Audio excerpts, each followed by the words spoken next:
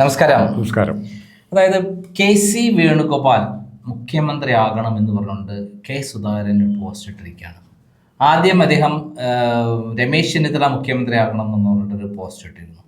അങ്ങനെ എല്ലാവർക്കും മാതൃകയാകേണ്ട സുധാകരൻ, മുൻ KPCC പ്രസിഡന്റ്, നമ്മളെല്ലാവരും ബഹുമാനിക്കുന്ന ഒരാളാണ്.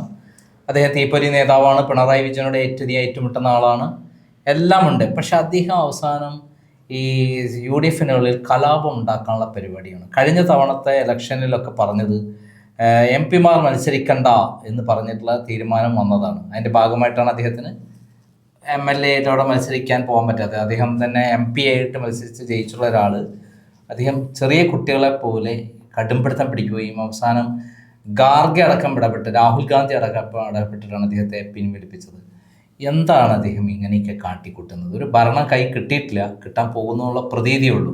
അതിനു മുമ്പേ അതിനുള്ളിൽ കലാപം ഉണ്ടാക്കുന്നതിൻ്റെ കാരണം എന്താണ്?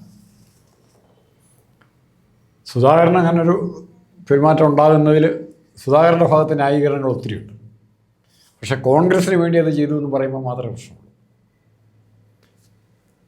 സുധാകരൻ സതീശൻ കോമ്പിനേഷനാണ് ഒന്നുമില്ലാതെ കിടന്ന കോൺഗ്രസിനെ ബൂത്ത് അടിസ്ഥാനത്തിലുള്ള കമ്മിറ്റി ഉണ്ടാക്കി അതിനെ മുമ്പോട്ട് കൊണ്ടുപോയ രണ്ട് പേര് വരാം. കോൺഗ്രസിൻ്റെ ചരിത്രം ഈ അടുത്ത കാല ചരിത്രം, സമീപകാല ചരിത്രമാണ്. അവിടെ ഈ കമ്മിറ്റി, ബൂത്ത് ലെവൽ കമ്മിറ്റികളൊക്കെ ഉണ്ടാക്കി കോൺഗ്രസ് സംഘടന സജീവമാകുന്ന സമയത്ത് വളരെ പെട്ടെന്ന് ഏതാനും നേതാക്കന്മാർ ചേർന്ന്, എല്ലാ ഗ്രൂപ്പിൻ്റെ നേതാക്കന്മാർ ചേർന്ന് ആ സംവിധാനത്തെ, അല്ല ആ കമ്മിറ്റി രൂപീകരണത്തെ അട്ടിമറിച്ചു. ഇവിടെ പാർലമെൻറ്റ് ഇലക്ഷൻ വരാൻ പോവാണ്. ഇപ്പോൾ യാതൊരു തരത്തിലുള്ള പാർട്ടി പുനഃസംഘടന പാടില്ല എന്നുള്ള നിലപാടെടുത്തു. അതിലിവരെല്ലാം ഒറ്റക്കെട്ട, KC വേണുഗോപാലും രമേശ് ചെന്നിത്തലയെല്ലാം ഒറ്റക്കെട്ടായിട്ട് നിലപാടെടുത്തു. അതിൽ പുനഃസംഘടന വേണമെന്ന് വാദിച്ച രണ്ട് പേര് സതീശനും സുധാകരനുമായിരുന്നു, പ്രതിപക്ഷ നേതാവും പാർട്ടി പ്രസിഡന്റ്. പക്ഷേ അവിടെ സുധാകരനെ കളിയാക്കി ഒഴിവാക്കാനാണ് ശ്രമിച്ചത്. പിന്നെ കേഡർ പാർട്ടി, മറ്റേ കേഡർ സിദ്ധാന്തം എന്നൊക്കെ പറഞ്ഞ് ഒഴിവാക്കി. അപ്പോൾ കുറേ നാളുകളായി താൻ ഒഴിവാക്കപ്പെടാൻ പോകുന്നു എന്നുള്ള ബോധാർക്കുണ്ട്, സുധാകരനുണ്ട്. ആ ബോധം ആണ് കൾമിനേറ്റ് ചെയ്ത് വൈരാഗ്യത്തിലേക്ക് മാറുന്നത്. ആ വൈരാഗ്യം പക്ഷേ ദൗർഭാഗ്യവശാൽ ഈ ക്ലാഷ് സുധാകരനും ചെന്നിത്തലയായിട്ട് നടക്കേണ്ട ക്ലാഷ്, അല്ലെങ്കിൽ സുധാകരനും വേണുഗോപാലായിട്ട് നടക്കേണ്ട ക്ലാഷ് സുധാകരനും സതീശനുമായിട്ട് മാറ്റിയെടുക്കാൻ ആർക്ക് പറ്റി? ഈ ഗ്രൂപ്പ് മാനേജർമാർക്ക് പറ്റി. അവർ കൈകഴുകി മാറി. സുധാകരനെ ഉപയോഗിച്ച് സതീശനെ അടിക്കാനും സതീശനെ ഉപയോഗിച്ച് സുധാകരനെ അടിക്കാനും അവർ സമർത്ഥ, ആ കാര്യത്തിൽ അവർ വിജയിച്ചു. അതിനകത്ത് പരാജയപ്പെട്ടത് കോൺഗ്രസ് പാർട്ടിയാണ്. പിന്നെ ഒരു നേതാവിന് വേണ്ട ഏറ്റവും വലിയ ഗുണങ്ങളിൽ രണ്ടാമത്തെ ഗുണം, ഒന്ന് നേതാവ് എന്നുള്ള നല്ല ആത്മവിശ്വാസം, രണ്ടാമത്തെ ഗുണം എന്ന് പറഞ്ഞ് നമ്മൾ കണക്കാക്കുന്ന രണ്ടാമത്തെ ഗുണം തൻ്റെ കുറവുകൾ സ്വയം മനസ്സിലാക്കാനുള്ള കഴിവ് വേണം. സുധാകരന് അവിടെ തൻ്റെ ആരോഗ്യപരമായ പരിമിതികൾ എന്താണെന്ന് കൃത്യമായിട്ട് മനസ്സിലാക്കാൻ സുധാകരൻ പരാജയപ്പെട്ടു. ആ പരിമിതികൾ വെച്ചുകൊണ്ട് തന്നെ ഏറ്റവും പ്രധാനപ്പെട്ട സ്ഥാനങ്ങൾക്ക് വേണ്ടി അദ്ദേഹം മുന്നോട്ട് കടന്നു വരികയും ചെയ്തു. അപ്പോൾ സുധാകരനോട് എതിർപ്പുള്ളവരെല്ലാം ഈ ആരോഗ്യ പ്രശ്നം ചൂണ്ടിക്കാണിച്ചുകൊണ്ട് സുധാകരനെ സൈഡ്ലൈൻ ചെയ്തു. ആ വിടവിൽ കൂടിയല്ല, സത്യത്തിൽ സതീശൻ കയറി വന്ന ആ വിടവിൽ കൂടിയല്ല സതീശനായിട്ട് കയറി വന്ന ആൾക്കാർ പറഞ്ഞ് സുധാകരൻ പിന്നോട്ട് മാറിയതുകൊണ്ട്, അല്ലെങ്കിൽ സുധാകരനെ പിന്നോട്ട് മാറ്റിക്കൊണ്ടാണ് സതീശൻ കയറി വന്നത് എന്നൊരു ഇംപ്രഷൻ കൊടുത്തു. അങ്ങനെയാണ് ഈ സംഘടന ഇത്രയും തീവ്രമായി വളരുന്നത്. പക്ഷേ ഫലത്തിൽ ഞാൻ സതീശനെ മറ്റു നേതാക്കന്മാരെയും കാണുമ്പം ഏറ്റവും പ്രധാനപ്പെട്ട പ്രത്യേകത, കോൺഗ്രസിനെ ഇല്ലാതിരുന്ന സതീശൻ ഉയർത്തിയ ഇഷ്യൂ അല്ലാതെ എന്താണ് കോൺഗ്രസ് ഉയർത്തുന്നത്? ഇപ്പോൾ അഴിമതി ആരോപണം, സ്പ്രിംഗ്ലർ ഉൾപ്പെടെ അഴിമതി ആരോപണം. ഇത് ഇടതുപക്ഷം മുന്നേ അധികാരത്തിൽ വന്നപ്പോൾ തൊട്ടുള്ള ഇഷ്യൂസാണ്. അത് മുന്നോട്ട് കൊണ്ടുപോകാൻ പറ്റിയിട്ടില്ല. രമേശ് ചെന്നിത്തല ഇരുന്നപ്പോഴും പറ്റിയിട്ടില്ല, VD സതീശൻ ഇരുന്നപ്പോഴും പറ്റിയിട്ടില്ല. KPCC പ്രസിഡൻ്റായിട്ടുള്ള സ്ഥിതി അങ്ങനെ തന്നെ. അപ്പോൾ സതീശനെ കുറ്റപ്പെടുത്താൻ പറ്റില്ല. പിന്നെ രണ്ടാമത്തെ ഒന്ന് വെറുതെ ചിരിച്ചുകൊണ്ടൊന്ന് ആലോചിച്ച് നോക്കിയ സാറേ, ഇപ്പോൾ KC വേണുഗോപാൽ രംഗത്ത് വന്നിട്ടുണ്ട്, അതുപോലെ തന്നെ രമേശ് ചെന്നിത്തല രംഗത്ത് വന്നിട്ട് മുഖ്യമന്ത്രിയായി റെഡിയായിട്ട് വന്നിട്ടുണ്ട്. ഇങ്ങനെയുള്ള കൂടെ 2021 തെരഞ്ഞെടുപ്പിൽ VD സതീശൻ ചെയ്തതുപോലൊരു പ്രതിജ്ഞ, കോൺഗ്രസിനെ ഇത്രയും ഭൂരിപക്ഷത്തിൽ എത്തിച്ചില്ലെങ്കിൽ ഞാൻ വനവാസം നടത്തുമായിരുന്നു എന്നൊരു പ്രതിജ്ഞ രമേശ് ചെന്നിത്തല ചെയ്തിരുന്നെങ്കിൽ എന്തായിരിക്കും? രമേശ് ചെന്നിത്തല ഇപ്പോൾ എവിടെയായിരിക്കണം? എന്നാൽ ആ രമേശ് ചെന്നിത്തല നമ്മൾ മനസ്സിലാക്കേണ്ട ഒരു കാര്യം, 2021 ഇവിടെ കോൺഗ്രസ് തകർന്ന് തരിപ്പണമായി കിടക്കുന്ന ഒരു കോൺഗ്രസിനെയാണ് മുന്നിൽ ഉണ്ടായിരുന്നത്. ആ സമയത്താണ് രമേശ് ചെന്നിത്തലയെ മറികടന്നുകൊണ്ട് VD സതീശൻ മുഖ്യമന്ത്രിയാവുന്നത്. അവിടെ നിന്ന് ഇങ്ങോട്ട് എടുത്ത് നോക്കി കഴിഞ്ഞാൽ ഒരു പടയോട്ടമാണ് നടന്നത്. ആദ്യം തൃക്കാക്കര ഇലക്ഷൻ നടക്കുന്നു, പിന്നീട് പുതുപ്പള്ളി ഇലക്ഷൻ നടക്കുന്നു, പിന്നീട് പാലക്കാട് പാലക്കാട് ചേലക്കര ഇലക്ഷൻ നടക്കുന്നു, പിന്നെ നിലമ്പൂർ ഇലക്ഷൻ നടക്കുന്നു. ചേലക്കരയിൽ മാത്രം തോറ്റെങ്കിലും 28,000 വോട്ടാണ് LDF നഷ്ടപ്പെട്ടത്. അങ്ങനെ ഞാൻ ഈ സ്ഥലങ്ങളിലെല്ലാം സന്ദർശിച്ചിരുന്നു. ആ സന്ദർശിക്കുമ്പോഴാണ് VD സതീശൻ ആരാണ് എന്താണെന്ന് പഠിക്കുന്നത്. അദ്ദേഹം എല്ലാ സ്ഥലത്തും നടത്തുന്ന ഇലക്ഷൻ എഞ്ചിനീയറിങ് നമ്മൾ കൗതുകത്തോടെ കുട്ടികൾ പഠിക്കേണ്ട ഇത്തരം കാര്യങ്ങളെക്കുറിച്ച് പഠിക്കുന്നവർ നിർബന്ധമായി ഗവേഷണം നടത്തേണ്ടതാണ്.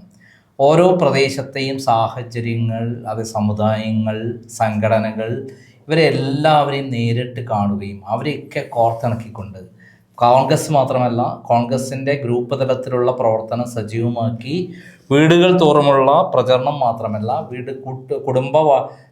കുടുംബ മീറ്റിങ്ങുകൾ മാത്രമല്ല, എല്ലാ മേഖലകളിലും ഒരേപോലെയുള്ള ഒരു പ്രവർത്തന രീതി അദ്ദേഹം ഡെവലപ്പ് ചെയ്ത് കൊണ്ടുവന്നു. പല ജാതിയിലും പെട്ട ആൾക്കാർ, അപ്പോൾ എന്ത് ചെയ്യും, അതിൽപ്പെട്ട ആൾക്കാരെ പ്രത്യേകമായി മീറ്റിംഗ് നടത്തിയിട്ടുണ്ട്. ഇവിടെ കാര്യങ്ങൾ പറയും, നമുക്ക് ആരോടും ജാതിയിലും മതത്തിലൊന്നും താല്പര്യമില്ല, എല്ലാവരും ഒറ്റക്കെട്ടാണ് നമ്മുടെ കൂടെ എന്ന് പറഞ്ഞാൽ അദ്ദേഹം എല്ലാവരെയും കോർഡിനേറ്റ് ചെയ്തതിൻ്റെ ഭാഗമായിട്ടാണ് ഈ ഇലക്ഷനൊക്കെ വിജയിച്ചത്. അതിൻ്റെ ഒരു ആ സമയത്തൊക്കെ സുധാകരൻ VD സതീശൻ്റെ കൂടെ നിന്ന് പ്രവർത്തിച്ചിട്ടുള്ളതാണ്. അങ്ങനെ കേരളത്തിൽ മുഴുവൻ ഒരു ചലനം ഉണ്ടാവുകയും ഒരു തരംഗം ഉണ്ടാവുകയും അവസാനം ലോക്സഭാ ഇലക്ഷനിൽ വമ്പൻ വിജയം നേടിയെടുത്തു. തൃശ്ശൂരും ചേലക്കരയും മാത്രമാണ് ഒരു 8 നഷ്ടപ്പെട്ടത്. കൂടാതെ തദ്ദേശ സ്വയംഭരണ തെരഞ്ഞെടുപ്പിൽ ഉണ്ടാക്കിയിട്ടുള്ള അത്ഭുതകരമായ വിജയത്തിന് പിന്നിലും ഈ VD സതീശന് എഫക്റ്റ് ഉണ്ടായിട്ടുണ്ട് എന്നുള്ളതൊന്നും യാതൊരു സംശയമില്ലാത്ത കാര്യമാണ്. അങ്ങനെ ഒരു പ്രതിപക്ഷ നേതാവായ ശേഷം താൻ ഏറ്റെടുത്തിരിക്കുന്ന ദൗത്യം കൃത്യമായി പറയുക മാത്രമല്ല, ഞാൻ വിജയിപ്പിച്ചില്ലെങ്കിൽ ഞാൻ വനവാസത്തിന് പോകും എന്ന് പറഞ്ഞുകൊണ്ടാണ് അദ്ദേഹം ആദ്യം മുതലേ കാര്യങ്ങൾ പ്രവർത്തിച്ചുകൊണ്ടിരുന്നത്. അദ്ദേഹത്തിൻ്റെ പ്ലാനും പ്രവർത്തനവും കൃത്യമായി സയൻറ്റിഫിക് ആണ് എന്നുള്ളതുകൊണ്ടാണ് അദ്ദേഹത്തിന് അങ്ങനെ പറയാൻ കഴിയുന്നത്. ഇപ്പം ലാസ്റ്റ് നിയമസഭാ ഇലക്ഷൻ കഴിഞ്ഞപ്പോൾ അദ്ദേഹം പറഞ്ഞിരിക്കുന്നത് എന്താണ്? 100+ സീറ്റ് കഴിയുന്നതിന് മുമ്പും പറഞ്ഞു 100+ സീറ്റ് എന്നാണ്. അതേപോലെ UDF അധികാരത്തിൽ വന്നില്ലെങ്കിൽ ഞാൻ വനവാസത്തിന് പോകും. അങ്ങനെ രമേശ് ചെന്നിത്തല പറഞ്ഞിരുന്നില്ലെങ്കിൽ ഇപ്പോൾ രമേശ് ചെന്നിത്തല എവിടെയായിരിക്കുമായിരുന്നാ ഞാൻ കഴിഞ്ഞ തവണ ഇതേപോലെ രമേശ് ചെന്നിത്തല പറഞ്ഞിരുന്നെങ്കിൽ രമേശ് ചെന്നിത്തല വനവാസത്തിലായിരിക്കും. 2016 മുതൽ 2021 വരെയുള്ള അദ്ദേഹം നല്ല പ്രതിപക്ഷ നേതാവായിരുന്നു. എന്നെ സംബന്ധിച്ചിടത്തോളം എനിക്ക് ഏറ്റവും അധികം ബഹുമാനവും അതേപോലെ എനിക്ക് ലാവ്ലിംഗ് കേസിലൊക്കെ ഭയങ്കരമായി സഹായിച്ച ഒരാളാണ്. പുറത്തു പറയാൻ പറ്റാത്ത സാറ് പറഞ്ഞ നല്ല പ്രതിപക്ഷ രമേശ് ചെന്നിത്തല മോശമല്ല. അദ്ദേഹത്തിന്റെ പ്രോബ്ലം എന്തായിരുന്നു വെച്ചാൽ അദ്ദേഹം പാർട്ടിയെ ഡെവലപ്പ് ചെയ്യുന്നതിൽ ഈ പ്രതിപക്ഷ നേതാവ് എന്ന നിലയിൽ അദ്ദേഹത്തിന് വലിയ റോളുണ്ടായിരുന്നു. ഈ പാർട്ടിയെ ഡെവലപ്പ് ചെയ്യുന്നതിൽ അദ്ദേഹം ഒരു കാര്യത്തിൽ ഇടപെട്ടില്ല.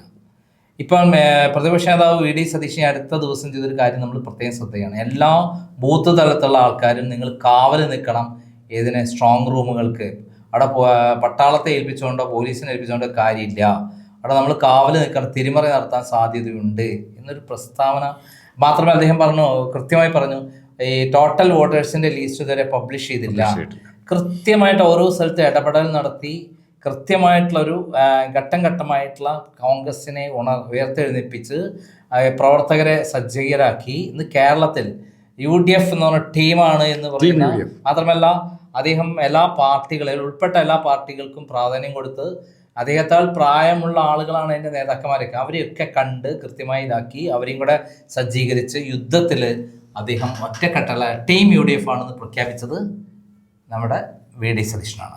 അങ്ങനെയുള്ള ഒരു പട നയിച്ച് വിജയത്തിലെത്തുന്ന നേരം പടനായകനെ മാറ്റുന്ന പരിപാടി, വളഞ്ഞ വഴി കൂടെ മാറ്റാനുള്ള പരിപാടി, അതിപ്പം എൻ്റെ ഇടയിൽ സുധാകരൻ കാണിച്ചൊരു അബദ്ധം എന്ന് പറയുന്നത്, അദ്ദേഹം ഈ MP എല്ലാവർക്കും അവസരം കൊടുത്തിട്ടും MP ആയിരിക്കും അദ്ദേഹം പോയി മത്സരിക്കാൻ പോകേണ്ട ആവശ്യമില്ല. എങ്ങനെയെങ്കിലും അദ്ദേഹത്തിന് ശേഷമുള്ള നല്ല ആളുകൾക്ക് അവസരം കൊടുക്കല്ലേ വേണ്ടത്. അല്ല, അതിലൊരു ഏറ്റവും നമ്മൾ ശ്രദ്ധിക്കപ്പെടേണ്ട കാര്യം മുൻകാല ഒരു 25 സമീപകാല കോൺഗ്രസിൻ്റെ ചരിത്രം ജയശങ്കർ നന്നായിട്ട് പറഞ്ഞിട്ടുണ്ട്. ചരിത്രം പറഞ്ഞാൽ കഴിഞ്ഞ 25 വർഷത്തെ ചരിത്രത്തിൽ ഒരിക്കൽ മാത്രമാണ് കോൺഗ്രസ് അധികാരത്തിൽ വന്നിരിക്കുന്നത്. കാരണം കട്ടിച്ച ഭൂരിപക്ഷത്തിൽ അധികാരത്തിൽ വന്നു. അത് 2 സീറ്റിൻ്റെ ഭൂരിപക്ഷത്തിൽ അധികാരത്തിൽ വരുന്നത്. അതൊരു വിജയം എന്ന് പറയാൻ പറ്റൂ. ഇപ്പം രമേശ് ചെന്നിത്തലയുടെ കാര്യമാണ്. രമേശ് ചെന്നിത്തല 2021 ജയിച്ചിരുന്നെങ്കിൽ ആരെങ്കിലും അദ്ദേഹത്തിന് കൈ പിടിക്കാൻ പറ്റുമായിരുന്നു? ഇല്ല, അദ്ദേഹം മുഖ്യമന്ത്രിയാണ്. അന്നേരം ഓട്ടോമാറ്റിക് ചോയ്സ് ആയി. അതേപോലെ തന്നെ വി ഡി സതീശനാവുമ്പോൾ അദ്ദേഹം ചെയ്തിട്ടില്ലായിരുന്നെങ്കിൽ നമുക്ക് പറയാനില്ല. പക്ഷെ അദ്ദേഹം ഘട്ടം ഘട്ടമായി പാർട്ടിയുടെ അടിത്തട്ട് വരെ ചലിപ്പിച്ച് ഡെവലപ്പ് ചെയ്ത് കൊണ്ടുവന്ന് അവസാനം അദ്ദേഹത്തിന് പറയാത്തതിനുള്ളൊരു സ്ഥാനമാണ് മുഖ്യമന്ത്രി സ്ഥാനം. ഇപ്പോൾ കരുണാകരനും ആന്റണിയും തമ്മിലോ കരുണാകരനും ഉമ്മൻചാണ്ടിയും തമ്മിലോ അധികാര ഫൈറ്റ് അടക്കുമ്പോൾ ഒരു മൂന്നാമത്തെ ഘടകം അങ്ങോട്ട് കയറി വരുന്നില്ല. ഇവിടെ പക്ഷേ കോൺഗ്രസിൽ സംഭവിച്ചിരിക്കുന്ന ഒരു മൂന്നാമത്തെ ഘടകം കൂടെ കയറി വന്നിരിക്കുന്നു, KC വേണുഗോപാൽ. KC വേണുഗോപാൽ തന്നെ ഇതുവരെ അങ്ങനെ ഒരു കാര്യം പറഞ്ഞാൽ അദ്ദേഹത്തിൻ്റെ ഒരു പത്രസമ്മേളനത്തിലെ വരികളൊന്നും കേൾക്കാൻ പറ്റും. അത്തരം ചർച്ചകളിലൊന്നും ഞാൻ തൽപരനല്ല. ഞാൻ മുൻപേ എൻ്റെ കാര്യം പറഞ്ഞിട്ടുണ്ട്. സമൂഹ മാധ്യമങ്ങളോ അതുപോലെ ചർച്ചകളോ നെഗറ്റീവോ പോസിറ്റീവോ ചർച്ചകളോ ഒന്നും അല്ല ഇത്തിരി കാര്യം. കോൺഗ്രസ് 4-ാം തീയതി ഫലം വരട്ടെ, 4-ാം തീയതി ഫലം വരട്ടെ. എല്ലാവരോടും എനിക്ക് പറയാനുള്ളത് തന്നെയാണ്, ഫലം വരുന്നവരെ കാത്തിരിക്കുക. കോൺഗ്രസിൻ്റെ ലീഡർഷിപ്പ് ഉണ്ടാവും, അവിടുത്തെ സിസ്റ്റം ഉണ്ട്, അവിടുത്തെ നേതാക്കന്മാരുണ്ട്. എല്ലാവരും കൂടി ആലോചിച്ച് തീരുമാനിക്കും. നേതാക്കന്മാരെല്ലാം വളരെ ശാന്തരായിട്ടിരിക്കുകയാണ്. അതില്ലാത്ത ഞാൻ പറഞ്ഞത് ആര് പറഞ്ഞാലും ഞാൻ പറഞ്ഞത് എനിക്ക് അവരോടാണ് പറയാനുള്ളത്. ഈ കാര്യത്തിൽ പൊതുജന മധ്യത്തിൽ വലിച്ചിട്ട് ചർച്ച ചെയ്യേണ്ട കാര്യമല്ല ഇത്. കേട്ടല്ലോ, അതിലധികം പറഞ്ഞാൽ ഞാൻ അങ്ങനെ ഒരു കാര്യത്തിന് അംഗീകരിക്കുന്നില്ല. മുഖ്യമന്ത്രി സ്ഥാനത്തെ പറ്റി ചർച്ച ചെയ്യേണ്ട സമയമല്ല, അതൊക്കെ ഇലക്ഷൻ കഴിയട്ടെ, ആ സമയത്ത് ഹൈക്കമാൻഡ് തീരുമാനിക്കുമെന്നാണ് അദ്ദേഹം പറഞ്ഞത്. പക്ഷെ അദ്ദേഹത്തിൻ്റെ കയ്യില്ലാതെ ഇപ്പം ആദ്യം കെ സുധാകരൻ, പിന്നെ റോജി ജോൺ, പിന്നെ പഴകുളം മധു, ഇപ്പം ലാസ്റ്റ് അല്ല ഇപ്പം പറഞ്ഞിരിക്കും മാത്യു കൊടനാടൻ, CR മഹേഷ്, പിന്നെ നമ്മൾ ഏറ്റവും അവസാനം രമ്യ ഹരിദാസ്. അവരൊക്കെ മുതിർന്ന നേതാക്കന്മാരാണ്. പാർട്ടിയെ ഇങ്ങനെയല്ല ചലിപ്പിക്കേണ്ടത്. നമ്മളെപ്പോലുള്ള ആളുകളുടെ പൂർണ്ണമായ സപ്പോർട്ട് ഈ കോൺഗ്രസിന് UDF കൊടുത്തത് കോൺഗ്രസിനോടുള്ളതല്ല, VD സതീശൻ കൃത്യമായി നയിക്കുന്നു എന്നുള്ള തോന്നലും, രണ്ടാമത് പിണറായി വിജയൻ എന്ന് പറയുന്ന കേരളം കണ്ട അധോലോക മാഫിയ തലവൻ ഇവിടുന്ന് പറഞ്ഞേക്കണം എന്നുള്ള കോൺഗ്രസ്സുകാരുടെ ആഗ്രഹം. കോൺഗ്രസ്സുകാരുടെ ജനങ്ങളുടെ കംപ്ലീറ്റ് ആഗ്രഹം ബലവത്താക്കണം. നമ്മളെപ്പോലുള്ള ആളുകൾ അതിനുവേണ്ടി പോരാടിയിട്ടുള്ളതാണ്. എനിക്കെന്താ പിണറായി വിജയനോട് ഇത്ര വിരോധം ഉണ്ടാവേണ്ട ആവശ്യം? ഒരു കാര്യമില്ല. ഞാൻ അദ്ദേഹം ചെയ്ത പ്രവർത്തികളെയാണ് അദ്ദേഹത്തെ എതിർത്തുള്ളത്. അതേപോലെ ഇവിടെയുള്ള എത്രയോ ലക്ഷക്കണക്കിന് ആൾക്കാർ അദ്ദേഹത്തിന്റെ ഇത്തരത്തിലുള്ള ക്രൂരതകൾക്ക് ഇരയായിട്ടുള്ള ആൾക്കാരാണ്. അവരെല്ലാവരും ആഗ്രഹിക്കുന്നത് CPMന്റെ സാധാരണ അണികൾ ആഗ്രഹിക്കുന്നത് CPM നശിക്കാതിരിക്കാൻ ഇത്തവണ പിണറായി വിജയൻ മാറണമെന്നതാണ്. അപ്പോൾ മറുഭാഗത്തോ നിയമസഭയിലും പുറത്തും ധീരമായ പോരാട്ടം നടത്തിയിട്ടുള്ള VD സതീശൻ എല്ലാവരും ഒരേപോലെ അംഗീകരിക്കുന്ന പ്രാപ്തിയുള്ള ഒരാൾ പ്രാപ്തിയുണ്ട് നമ്മളിപ്പോൾ ധരിക്കുന്ന എന്താണേലും. അതിന് ഏറ്റവും വലിയ തെളിവാണ് ഇലക്ഷനിൽ തോറ്റു കഴിഞ്ഞാൽ ഉത്തരവാദിത്തം എനിക്ക് എന്ന് പറയാൻ ആരാ ഉള്ളത് ഇവിടെ? അല്ല, നമ്മൾ രണ്ട് സംഭവങ്ങൾ കാണണം. ഒന്ന്, അൻവറിൻ്റെ വിഷയം ആദ്യം ഡെവലപ്പ് ചെയ്തപ്പോൾ അത് വഷളാകുമായിരുന്ന ആ സംഭവത്തെ തൻ്റെ കൈപ്പിടിയിൽ നിർത്താൻ അങ്ങനെ പറ്റി. അങ്ങനെ നിലമ്പൂരിൽ പറഞ്ഞു അൻവറായിട്ട് യാതൊരു കൂട്ടുകെട്ടുമില്ല. രണ്ടാമത്തത്, രാഹുൽ മാങ്കൂട്ടത്തിൻ്റെ പ്രശ്നം കോൺഗ്രസിൻ്റെ അടിവേരിളക്കുന്ന രീതിയിൽ വളർന്നു വന്നു. അതിന് മുമ്പ് തടയാൻ പറ്റിയ സതീശൻ്റെ നിലപാട്, VD സതീശൻ എടുത്ത ആ നിലപാടാണ് ശരിക്കും കോൺഗ്രസിനെ രക്ഷിക്കാൻ കഴിഞ്ഞ. അല്ലെങ്കിൽ പിണറായി വിജയനിട്ട് കാശയ്ക്ക് കൊന്നു കളഞ്ഞിരുന്നേനെ ആ കാശ്. അദ്ദേഹത്തിനെ ഉമ്മൻചാണ്ടിയെ ഇട്ട് ഇതാക്കിയ പോലെ ഈ രാഹുൽ മാങ്കൂട്ടത്തിനെ വെച്ചിട്ട് അദ്ദേഹം കോൺഗ്രസിനെ നശിപ്പിച്ച് കളയായിരുന്നു. ഈ സാഹചര്യങ്ങൾ ഒഴിവാക്കി. പക്ഷെ മുൻകൂട്ടി തന്നെ പാർട്ടിയിൽ നിന്ന് പുറത്താക്കി. അങ്ങനെ നിലപാടെടുത്തത് കൊണ്ട് മാത്രമാണ് നിങ്ങളുടെ ഭരണത്തിൽ നിങ്ങളെ ഭാഗത്തുള്ള ആളുകളെ എന്തുകൊണ്ടാണ് ശബരിമല ഇഷ്യൂവിലടക്കം, അതേപോലെ P ശശി അടക്കം അങ്ങനെയുള്ള നേതാക്കന്മാർ നിങ്ങൾ പുറത്താക്കാത്തത് എന്നുള്ള ചോദ്യം വന്നു. ഇവിടെ അത് തിരിച്ചടിക്കാൻ പറ്റുന്നതോടുകൂടി ജനങ്ങൾ VD സതീശൻ നിലപാടിനോടൊപ്പം നിന്നു. നിഷ്പക്ഷരായ സാംസ്കാരിക രംഗത്തുള്ള ആൾക്കാർ, അങ്ങനെ പൊതു അക്കാഡമിക് ലെവലിലുള്ള ആളുകളൊക്കെ തന്നെ VD സതീശന്റെ നിലപാടിനോട് യോജിച്ചു നിന്നു. അല്ല, രമേശ് ചെന്നിത്തലയ്ക്ക് ഒത്തിരി സ്വയം ചോദ്യങ്ങൾ ചോദിക്കാനുണ്ട്. രമേശ് ചെന്നിത്തല കഴിവില്ലാത്തതുകൊണ്ട് രമേശ് ചെന്നിത്തലയോട് നമുക്ക് യാതൊരു വിരോധമില്ല. രമേശ് ചെന്നിത്തല സ്വയം ചോദിക്കേണ്ട ഒത്തിരി ചോദ്യങ്ങളുണ്ട്. രമേശ് ചെന്നിത്തലയുടെ ഇപ്പോൾ ഏറ്റവും രമേശ് ചെന്നിത്തലയ്ക്ക് ഒരു എൻ്റെ ചോദ്യത്തിൽ സമുദായ സംഘടനകൾക്ക് കോൺഗ്രസിൻ്റെ സംഘടനാ തലത്തിൽ കയറി ഇടപെടാനുള്ള വഴി തുറന്നു കൊടുത്ത രമേശ് ഇപ്പം അടുത്ത കാലത്ത്, നേരത്തെ ഉണ്ടായിരുന്നു. അവിടെയും വളരെ കറക്റ്റായൊരു പോയിന്റാണ് പറഞ്ഞത്. ഒരു സമുദായത്തിന് തിണ്ണ നിറക്കാൻ ഈ UDF നേതാക്കന്മാരെ ഇനി കിട്ടില്ല എന്ന് കൃത്യമായി പറയുക. ആ നിലപാടിൽ ഉറച്ചുകൊണ്ട് അദ്ദേഹം, ഞങ്ങൾ അതേസമയത്ത് സമുദായ നേതാക്കന്മാരൊന്നും പറയാനും തയ്യാറല്ല. അവരവരെ വഴിക്ക് പോട്ടെ, നല്ലതിനുമില്ല ചീത്തയ്ക്കുമില്ല, അവരവരെ വഴിക്ക് വിടുന്നു എന്ന് പറഞ്ഞിട്ട് എന്തിന് വെള്ളാപ്പള്ളിയോട് പോലും ഏറ്റുമുട്ടാതെ, വെള്ളാപ്പള്ളി ഇങ്ങനെ പിണറായിക്ക് വേണ്ടിയിട്ട് VD സതീശനെ ദിവസം തോറും വളരെ മോശപ്പെടുത്തി അത് ഗുണം. ഇപ്പം വെള്ളാപ്പള്ളി കാല് പിടിക്കാൻ നടക്കും, മുഖ്യമന്ത്രി ആവും എന്ന് മനസ്സിലാക്കിയോളൂ. ഈ 100-ൽ പരം സീറ്റ് കിട്ടും എന്നുള്ളത് കൃത്യമായി മനസ്സിലാക്കിയോട് കൂടിയിട്ട് അവർ ഇപ്പം എന്താണ് സ്ഥിതി, എങ്ങനെയെങ്കിലും മാപ്പാക്കുന്ന രൂപത്തിൽ നിൽക്കണം, വന്നു കഴിഞ്ഞാൽ പിടിച്ചാത്താക്കും അറിയാം. പിന്നെ ഹൈക്കമാൻഡ് സപ്പോർട്ടുള്ള നേതാക്കന്മാരൊക്കെ ഇപ്പോൾ എവിടെ നിൽക്കുന്നു എന്നുള്ളതോട് ആലോചിച്ചാൽ മതി. കെ.വി. തോമസ് എവിടെയായി ഇപ്പോൾ നിൽക്കുന്നത്? പഴയ എസ് കൃഷ്ണകുമാറുണ്ട്, ഹൈക്കമാൻഡിൻ്റെ രാജീവ് ഗാന്ധിയുടെയൊക്കെ ഏറ്റവും മാനസപുത്രനായിരുന്നു. ഇന്ന് കൃഷ്ണകുമാർ എവിടെ? കെ.വി. തോമസ്. ഇത്തരം കാര്യങ്ങളൊന്ന് ആലോചിച്ചിട്ട് ഈ ഹൈക്കമാൻഡ് ഇടപെടുന്നതിന് ഒരു പരിധിയുണ്ട്. കരുണാകരനെ ആന്റണിയെ ഇതിൽ നമുക്ക് പറയാനുള്ള കാര്യം, നമ്മളൊക്കെ ഈ ഭരണത്തിനെതിരെ ഫൈറ്റ് ചെയ്തിട്ട് പരസ്യമായി പ്രഖ്യാപിച്ചിട്ടുള്ള ആൾക്കാരാണ്. നമുക്ക് വി.ഡി. സതീഷാണോ, കെ.സി. വേണുഗോപാലാണോ, അല്ലെങ്കിൽ രമേശ് ചെന്നിത്തലയാണോ നമ്മളെ മുന്നിൽ. പക്ഷെ നമ്മൾ വന്ന വഴികളെല്ലാം പഠിക്കാണ്ടത് അവരോടുള്ള പ്രത്യേകമായുള്ള എതിർപ്പല്ല. നമ്മൾ ഈ കഴിഞ്ഞ 5 വർഷത്തിനുള്ളിൽ ഇവിടെ നടന്നിട്ടുള്ള, അല്ലെ 10 വർഷത്തിനുള്ളിൽ ഇവിടെ നടന്നിട്ടുള്ള കാര്യങ്ങൾ, അല്ലെ 15 വർഷത്തിനുള്ളിൽ നടന്നിട്ടുള്ള കാര്യം കൃത്യമായി പഠിച്ചിട്ടാണ് നമ്മൾ പറയുന്നത്. ഇത് വി.ഡി. സതീശൻ യോഗ്യനാണ്, അദ്ദേഹമാണ് നയിക്കേണ്ടത്. അദ്ദേഹം കൊണ്ട് പ്രതിപക്ഷ നേതാവായ ശേഷമാണ് ഈ നേട്ടങ്ങളൊക്കെ ഉണ്ടാക്കിയിട്ടുള്ളത്. അല്ലായിരുന്നെങ്കിൽ നമ്മൾ പറയുന്ന അദ്ദേഹം ഇയാൾ കൊള്ളില്ല എന്ന് പറഞ്ഞപ്പോൾ ഒഴിവാക്കാം. അപ്പൊ മറ്റുള്ളവർ കഴിവില്ല എന്നുള്ളതല്ല, അതേസമയം ഇദ്ദേഹമായിരുന്നു. ഇപ്പൊ സതീശന് പാരയായത് കോൺഗ്രസ് ജയിക്കുമെന്നും ബഹുഭൂരിപക്ഷത്തോടെ ജയിക്കുമെന്നും ഉള്ള ഉറപ്പ് വന്ന ശേഷമാണ് മറ്റ് പലർക്കും നേരെ നിന്ന് ഇപ്പോൾ അങ്ങനെ തിരഞ്ഞെടുക്കാൻ ഹൈക്കമാൻഡാണ് തിരഞ്ഞെടുക്കുന്നത് എന്ന് പറയാൻ രമേശ് ചെന്നിത്തലയ്ക്ക് അവകാശം എല്ലാവർക്കും അറിയാവുന്നല്ലേ. ഹൈക്കമാൻഡാണ് തീരുമാനം എടുക്കുന്നത്. രമേശ് ചെന്നിത്തലയ്ക്ക് പറയാൻ അവകാശം ഇനി ഇതിനകത്ത് വരാൻ പോകുന്ന മറ്റേ എൻ്റെ നോട്ടം രമേശ് ചെന്നിത്തല പറയണം യോഗ്യനായ ആള് ആരാണ്, സതീശനാണ്. അതിന് ഒരു കാര്യം പറയാൻ പോകും, ഇതിൽ മണ്ടനാകാൻ പോകുന്നത് വളരെ നേരത്തെ തന്നെ നമ്മൾ റിങ്ങിലേക്ക് തൊപ്പിയിട്ട് കൊടുക്കുന്ന വേണുഗോപാൽ അറിഞ്ഞോ അറിയാതെയോ അദ്ദേഹത്തിൻ്റെ പേര് മുഖ്യമന്ത്രി സ്ഥാനാർത്ഥിയുടെ പരിഗണനാ ലിസ്റ്റിലേക്ക് വന്നപ്പം ഒന്ന് വേണുഗോപാൽ പഠിച്ചോട്ടെ, കേരളത്തിലെ ബാക്കി അങ്ങേരാണ് ആകാൻ പോകുന്നത് എന്ന് ബോധ്യപ്പെടുന്ന ആ നിമിഷം കേരളത്തിലെ ഒരുമാതിരി ബാക്കിയുള്ള രമേശും ഇവരെല്ലാം ഉൾപ്പെട്ട നേതാക്കന്മാർ, സതീശൻ ഉൾപ്പെട്ട എല്ലാവരും ഉൾപ്പെട്ട നേതാക്കന്മാർ വേണുഗോപാലിനെതിരായി രംഗത്ത് വന്നിരിക്കും. അതാണ് അത് ശരിയല്ല വേണുഗോപാലിൻ്റെ നിലപാട്. വേണുഗോപാല് പിന്നിൽ നിന്ന് ഗ്രൂപ്പ് കളിക്കുന്നുണ്ടെങ്കിൽ, ഇവിടെയുള്ള രാഷ്ട്രീയം കളിച്ച് പിണറായി വിജയന് ഇവിടെ വീണ്ടും ഭരിക്കാനുള്ള അവസരം ഉണ്ടാക്കി കൊടുക്കുന്നുണ്ടെങ്കിൽ അത് ശരിയല്ല എന്നുള്ളതാണ് പറയുന്നത്. ഗ്രൂപ്പ് കളി വേണ്ട വേണുഗോപാലെ എന്നാണ് പറയാനുള്ളത്. കാരണം ഇത് കോൺഗ്രസിനോടുള്ള താല്പര്യമൊന്നുമല്ല. പിണറായി വിജയനെതിരെ നല്ലൊരാൾ ഇവിടെ ഭരണത്തിൽ വരണം, എന്നിട്ട് നമ്മൾ ഈ അദ്ദേഹം എന്താണോ ഫൈറ്റ് ചെയ്ത് ഇതുവരെ കൊണ്ടുവന്നത്, കേരളത്തെ സജ്ജമാക്കി യു.ഡി.എഫ് എന്ന് പറയുന്ന സങ്കല്പത്തെ ശക്തമാക്കുക. പ്ലാറ്റ്ഫോം എന്ന് പറയുന്നത് CPM-ന്റെ നല്ലവരായ സോഷ്യലിസ്റ്റ് ചിന്താഗതിക്കാരായ നിലപാടുള്ള നേതാക്കന്മാർക്കടക്കം പ്രവർത്തിക്കാൻ സാധ്യതയുള്ള പറ്റുന്ന പ്ലാറ്റ്ഫോം ആക്കി മാറ്റിയത് വി.ഡി. സതീശനാണ്. പക്ഷെ ഇവിടെ ഹൈക്കമാൻഡിനെ പറ്റി ഒരു വാക്ക് പറയാതിരിക്കാൻ പറ്റില്ല.